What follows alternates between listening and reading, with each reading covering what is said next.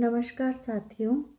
प्रस्तुत है उपन्यास माँ का 5वां भाग, ईश्वर का धन्यवाद। माँ की हालत ऐसी थी कि किसी डॉक्टर को घर में बुलाकर दिखाने से वो निश्चित तौर पर यही कहते कि जब तक चल रहा है चलने दो, क्योंकि उनकी स्थिति दिखाने लायक थी ही नहीं। मिनी अपने दुर्भाग्य पर आंसू बहाती। उसने कभी सपने में भी नहीं सोचा था कि अपनी माँ को वो कभी इस स्थिति में देखेगी।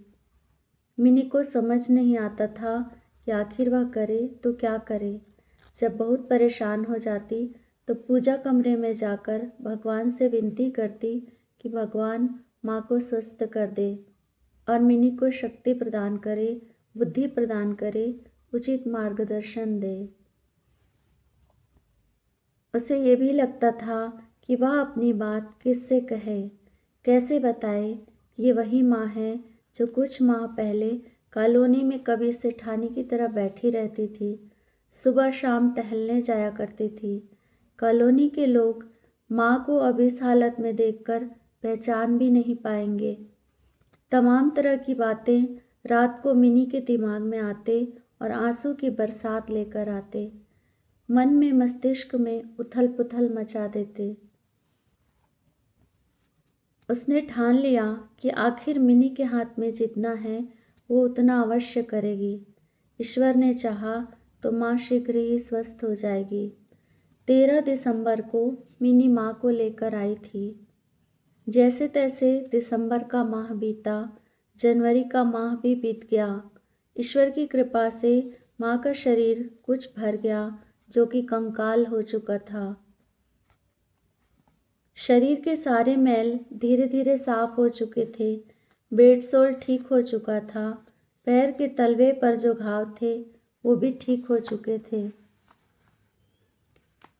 मिनी ईश्वर को बहुत बहुत धन्यवाद देती रही, पति को बहुत बहुत धन्यवाद देती रही, क्योंकि इस हालत में माँ को लाने में पतिदेव का बहुत बड़ा योगदान था। अगर वो माँ को लेके ही नहीं आते तो मिनी तो ये सोच सोच कर मर जाती कि जिस माँ ने मिनी को पढ़ाया लिखाया, अपने पैरों पर खड़ा होना सिखाया, जिसने मिनी की शादी की, जिसने मिनी के बच्चों का भी पालन पोषण किया, जिसने मिनी को जीना सिखाया, उस माँ को इस हालत में छोड़कर मिनी का आना क्या सही था? अगर मिनी माँ को नहीं लाती तो वो इस दृश्य को याद कर करके अपने प्राण त्याग देती। शायद इस बात से पतिदेव वाकिफ थे। उन्होंने कभी अपनी माँ और मिनी की माँ में कोई भी भेद नहीं किया। और फिर मिनी की माँ भी तो अपने दामाद जी को सदा अपने प्राणों से भी प्रिय मानती थी। मिनी के पति ने माँ के लिए हर प्रकार की सुलभ और दुर्लभ दोनों प्रकार की दवाई उपलब्ध करवाई। सुबह माँ को जड़ी बूटी को पीसकर उसका रस पिलाना होता था। कुछ घंटे के बाद होम्योपैथी दवाई देनी होती थी। फिर कुछ खिलाने के बाद एलोपैथी दवाई देनी होती थी। माँ के लिए सभी तन मन धन से भिड़े थे। माँ अब इस स्थिति में थी कि कोई अब उन्हें देखे तो उनका इलाज कर सके, उनसे बात कर सके। जब माँ को लेकर आए थे तब लगता था जैसे उनके शरीर के सभी अंग खराब हो चुके हैं। माँ का पाचन तंत्र तो पूर्णतया खराब हो चुका था, इसलिए उन्हें कब क्या हो जाता था वो माँ को भी पता नहीं चल पाता था। छोटे बच्चे की तरह बिस्तर में रेक्सिन बिछाकर रखना पड़ता था। केवल मस्तिष्क कुछ कुछ काम कर रहा था। शायद इसलिए मिनी ने माँ को लाने की हिम्मत कर ली। अब तक कॉलोनी में भी किसी को पता नहीं था कि मिनी माँ को ले आई है।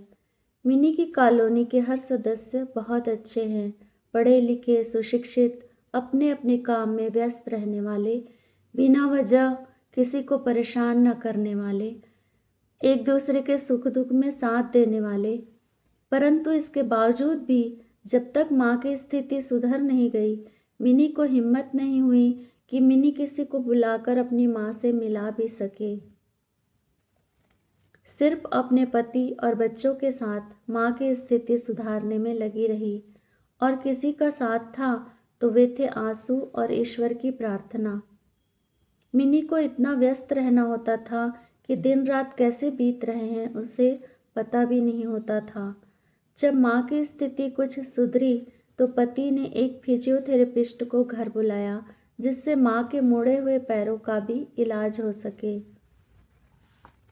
मिनी को इस बात की तसल्ली थी कि जिस माँ को परिवार के सारे लोग देखकर जा चुके थे, वो भी इसलिए कि बस वो मुश्किल से 2 या 3 दिन की मेहमान है, उनका इस तरह ठीक हो जाना मिनी के लिए ईश्वर की कृपा ही तो थी। क्रमशः साथियों, आपके मैसेज हमें मिलते रहते हैं। आपका ये कहना कि आपको माँ नावल से बहुत प्रेरणा मिल रही है, मेरे लिए संजीवनी बूटी का कार्य करता है। अगर इस नावल से आपको कुछ मिल रहा है, कुछ पॉजिटिव चीज़ आप ग्रहण कर पा रहे हैं, तो मेरे लिए ये बहुत ही सौभाग्य की बात है।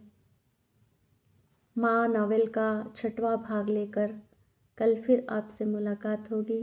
तब तक के लिए नमस्कार, शुभ रात्रि।